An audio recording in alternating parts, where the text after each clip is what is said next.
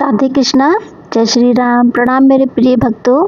आज हम एक ऐसे रहस्य के द्वार पर खड़े हैं जिसके बारे में हर मनुष्य सोचता है, पर बहुत कम लोग सत्य को जान पाते हैं।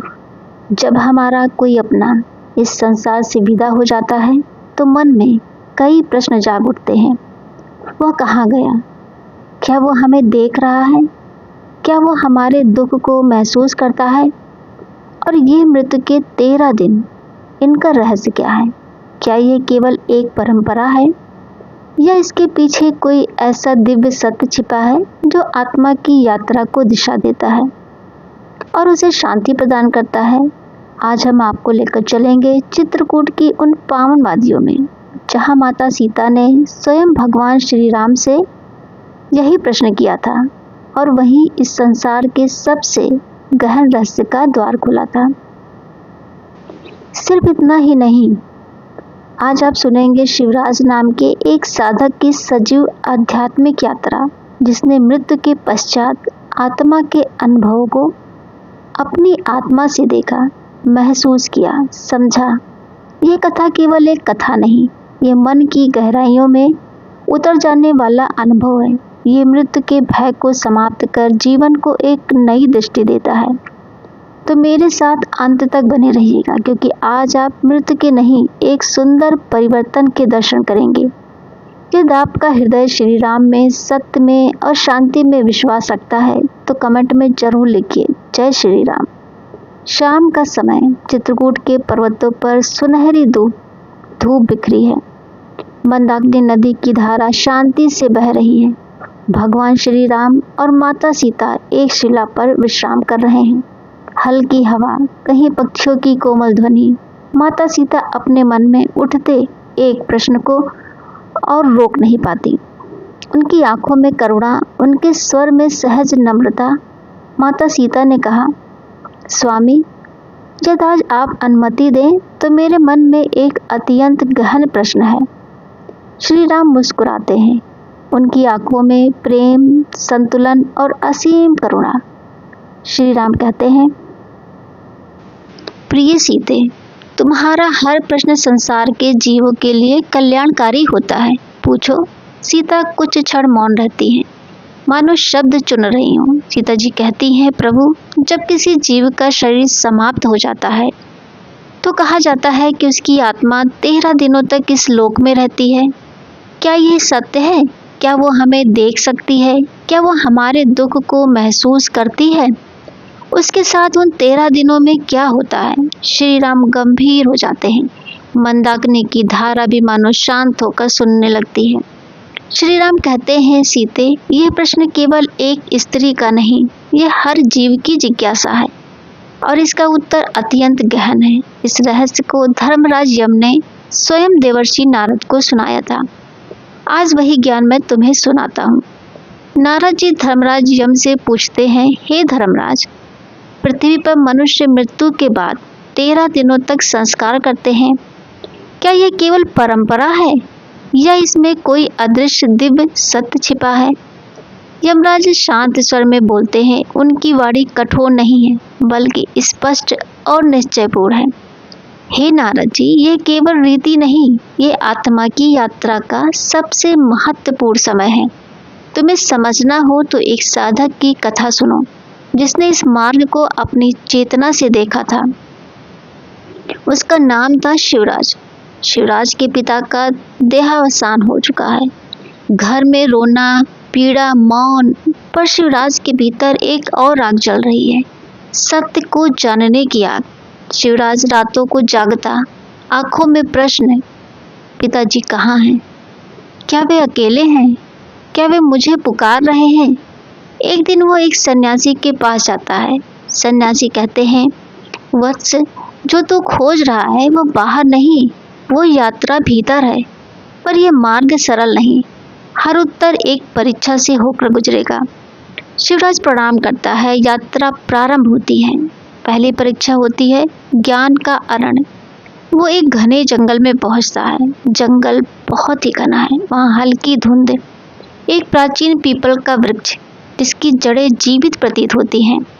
वृक्ष की गहरी प्रतिध्वनि करती आवाज। वृक्ष ने कहा, प्रश्न सुनो। जीवित रहने पर काला हूँ, मृत्यु होने पर लाल होता हूँ और अंत में राख बन जाता हूँ।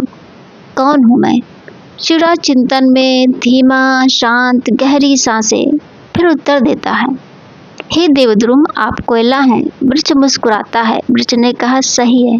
जैसे कोयला जलता है तो पुराने रूप से मुक्त हो जाता है, पर उसे अभी भी अपनी पहचान का भ्रम रहता है।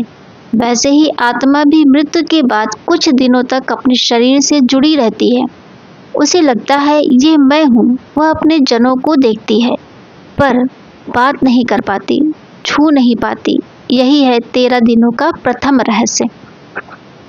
अब दूसरी परीक्षा शुरू होती है। काल पक्षी का संदेश। एक विशाल काला पक्षी, पर भय रहित, उसकी आंखें शाश्वत, काल जितनी गहरी। काल पक्षी कहता है, हे साधक, कौन सा बंधन ऐसा है जो मृत्यु के बाद भी आत्मा को पकड़ लेता है? शिवराज आंखें बंद कर सोचता है, फिर धीरे से कहता है, मोह। काल पक्षी ने कहा, सत्य है।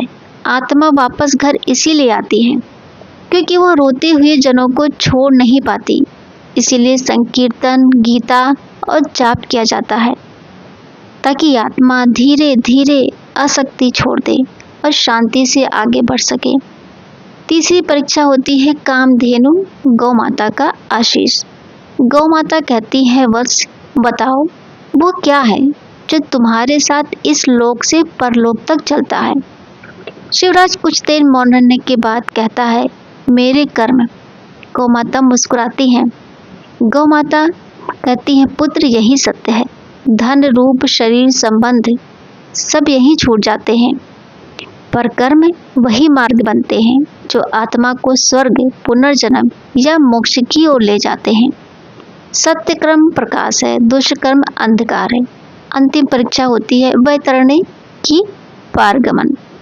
एक नदी, एक किनारा शीतल, दूसरा उग्र अग्नि जैसा। प्रकाश की देवी प्रकट होती हैं।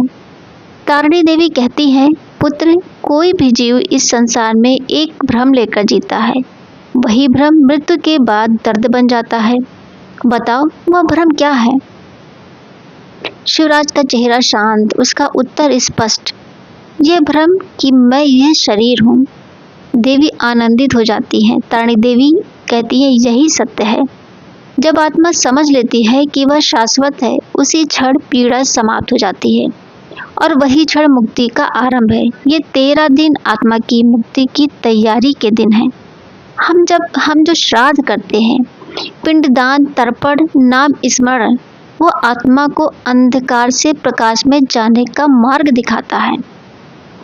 प्रिय सुनने वाले आत्माओं, आज जो कथा हमने सुनी वह केवल मृत्यु का वर्णन नहीं थी, वह जीवन को देखने की एक नई दृष्टि थी। हम सब इस संसार में आए हैं एक निश्चित समय लेकर। शरीर बदलता है, संबंध बदलते हैं, पर आत्मा वह कभी नहीं बदलती। वह शाश्वत है, अमर है, प्रकाश है। मृत्यु कोई अंत नहीं, मृत्यु वह क्षण है जहाँ एक यात्रा समाप्त होती है और नई यात्रा प्रारंभ होती है। जिस प्रकार सूरज अस्त होता है तो साथ ही कहीं न कहीं उदय भी होता है, वैसे ही आत्मा भी एक देह को छोड़कर दूसरे नए अनुभव की ओर बढ़ती है। इस कथा ने हमें 2 गहरे सत्य दिए।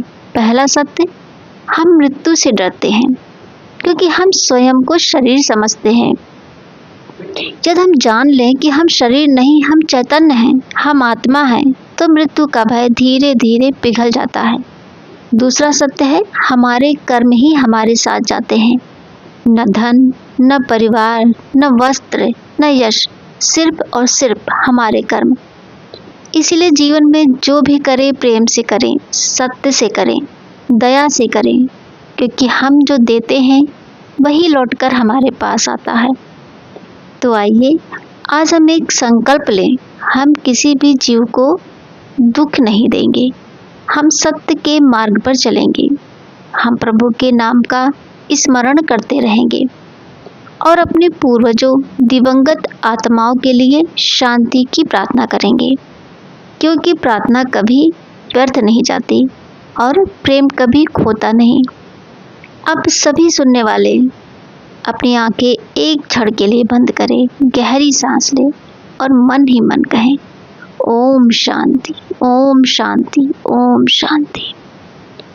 दोस्तों, यदि इस कथा ने आपके हृदय को छुआ हो तो इस प्रेम और शांति को अपने तक ना रोके रखें। इसे अपने परिवार, मित्रों और अपने समुदाय तक अवश्य पहुंचाएं। कमेंट में जय श्री राम लिखकर सभी आत्माओं की मुक्ति और शांति की प्रार्थना कीजिए। वीडियो को लाइक करें, चैनल को सब्सक्राइब करना बिल्कुल भी ना भूलें और घंटी का चिन्ह दबा दें ताकि जब भी नया ज्ञान, नई कथा आए आप तक सबसे पहले पहुंचे। आपका समय, आपकी श्रद्धा, आपका प्रेम हृदय से स्वीकार है। रहीम जी कहते हैं, प्रेम बिना पोतिया उपजे न ही ये माही। प्रेम ही उस नाव का पतवार है जो हमें इस लोक और परलोक में दोनों पार लगाती है। तो फिर बोलिए जय श्री राम, जय सिया राम। सबको सम्मत दे भगवान। फिर मिलते हैं अगले वीडियो में, तब तक के लिए जय श्री कृष्णा दोस्तों।